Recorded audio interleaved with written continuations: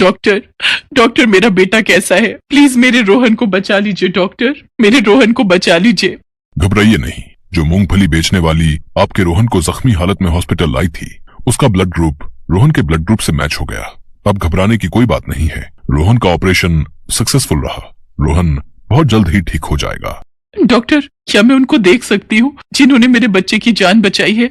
जी बिल्कुल। आप सिस्टर, इन्हें पेशेंट के पास ले जाइए। वो सामने जो बेड पर लेटी हुई है, उन्होंने ही आपके बेटे की जान बचाई है। माँ जी, ये तो माँ जी है। आज रोहन अपनी दादी के कारण जिंदा है और मैंने इनके साथ क्या क्या नहीं किया। हे भगवान, मुझसे कितना बड़ा पाप हो गया।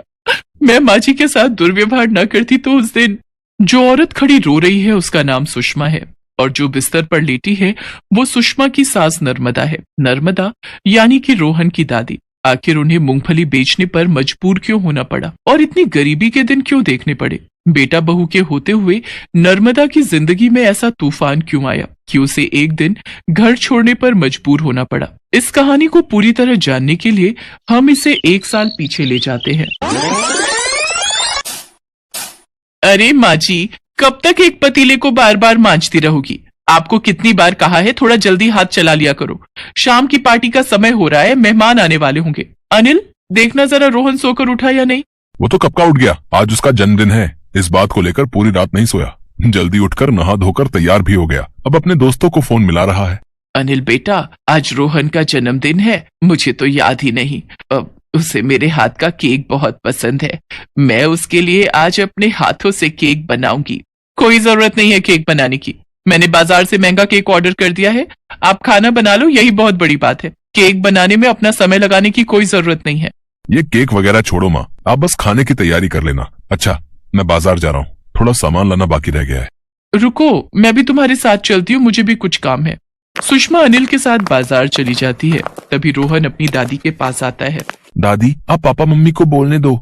आप मेरे लिए अपने हाथों से केक बना दो। मुझे आपके हाथों का केक बहुत अच्छा लगता है। ठीक है मेरे बच्चे, मैं बना दूंगी। एक काम करती हूँ, जल्दी से खाना बना लेती हूँ, फिर उसके बाद केक बनाने का समय मिल जाएगा। अनिल और सुषमा भी गुस्सा नहीं करेंगे। नर्मदा मेहमानों के लिए सारा खाना तैयार करती है और उसके बाद बहुत ही बढ़िया और सुंदर केक भी बनाती है। माताजी, आप अकेली कितना काम करोगी? कुछ काम मुझे भी करने दिया करो। नहीं राजू बेटा, तुम पहले ही इस घर में इतना काम करते हो। कितने चक्कर तो तुम्हारे बाजार के लग जाते हैं। सब्जियां लाने में, धोने में, काटने में तुम मेरी कितनी मदद कर देते हो। थोड़ी देर तुम आराम कर लो, तब तक मैं काम कर लूंगी। माताजी कितनी अच्छी हैं, पर उन्हें कैसे बहू बेटे मिले हैं जो अपनी माँ को माँ कम नौकरानी ज्यादा समझते हैं। सचमुच मेरे से ये सब देखा नहीं जाता, पर क्या करूं? मुझ गरीब की मजबूरी है कि मुझे यहाँ नौकरी करनी पड़ रही है। पर जिस घर में माँ का अपमान हो, उस घर में मैं 2 मिनट भी नहीं रुकना चाहता। दरवाजे की घंटी बज रही है। जा बेटा, दरवाजा खोल दे।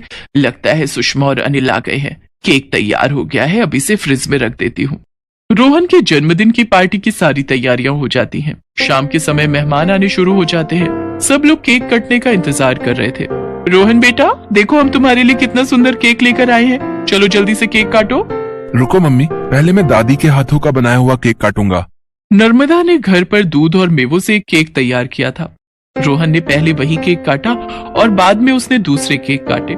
ये देखकर सुषमा गुस्से से जल भुन गई और मेहमानों के जाने के बाद सुषमा ने बहुत लड़ाई की और उस केक को भी डस्टबिन में फेंक दिया जो केक नर्मदा ने रोहन के लिए बनाया था। मम्मी, वो केक दादी माँ ने मेरे लिए इतने प्यार से बनाया था, आपने डस्टबिन में फेंक दिया। मैं आपसे कभी बात नहीं करूंगा। रोहन, रुको रोहन। आज आपकी वजह से मेरा बेटा मेरे से नफरत कर रहा है। अब मैं आपको इस घर में एक पल भी नहीं रहने दूंगी। अनिल, या तो इस घर में ये रहेंगी या मैं। हम दोनों एक साथ यहाँ नहीं रह सकते। मैं नहीं चाहती कि मेरा बेटा मुझसे दूर हो जाए। तुम्हें कहीं जाने की जरूरत नहीं है। मैं इन्हें ही कल सुबह वृद्धाश्रम छोड़ाऊंगा। नर्मदा उस समय बिल्कुल चुप थी। वो कुछ बोल नहीं पा रही थी। बराबर में खड़ा नौकर सारी बात सुन रहा था। वो नर्मदा के पास गया और बोला, माताजी, मैं ये नौकरी छोड़ देता हूँ। आप मेरे साथ चलो, मेरे साथ रहना। आपको मेरे पास कोई तकलीफ नहीं होगी। नहीं बेटा, तू चिंता मत कर, सुबह सब ठीक हो जाएगा। अब अभी ये दोनों गुस्सा है ना, तो इन्होंने गुस्से में बोल दिया होगा। सुबह अपने आप ही मेरे से बात करने लगेंगे। नर्मदा ने राजू से झूठ बोला और आधी रात के समय जब सब सो गए तो नर्मदा घर छोड़कर निकल पड़ी। सुबह जब अनिल और सुषमा ने नर्मदा को नहीं देखा तो वो इतने परेशान नहीं हुए जितना नौकर राजू हो रहा था।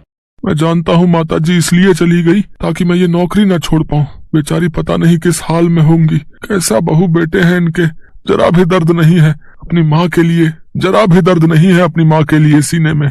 उधर नर्मदा सुबह सुबह किसी के घर का दरवाजा खटखटाती है और एक औरत बाहर आती है। माता जी आप और यहाँ, बहुत दिनों बाद आपके दर्शन हुए, मुझे बुला लेती, मैं खुद आ जाती। जानकी, मुझे कोई काम और रहने की कोई जगह मिलेगी? अगर मिल जाए तो बड़ी मेहरबानी होगी। माता जी आप ये कैसी बातें कर रहे हो? आप तो मेरी अन्नदाता हो, मुझे कुछ ठीक नहीं लग रहा। जानकी की बातें सुनकर नर्मदा की आंखों में आंसू आ जाते हैं और वो उसे सारी बात बताती है। जानकी पहले नर्मदा के घर में काम किया करती थी, पर सुषमा ने उसे किसी बात पर गुस्से में आकर घर से निकाल दिया था। उस समय नर्मदा ने जानकी की बहुत मदद की थी। आज नर्मदा बिल्कुल अकेली थी। रिश्तेदारों में जाकर वो अपने बहू बेटे का अपमान नहीं करवाना चाहती थी, इसलिए वो जानकी के पास आई थी। पर माता जी इस उम्र में आप काम करोगे? आप मेरे पास ऐसे ही रहो ना, आपकी सेवा करके मुझे बहुत खुशी मिलेगी। नहीं जानकी, अगर शरीर मेहनत करता है तो ठीक रहता है। मैंने एक दिन तुम्हें जब आवाज लगाई थी तुम आगे निकल गई थी। मैंने देखा था तुम ठेले पर मूंगफली बेच रही थी।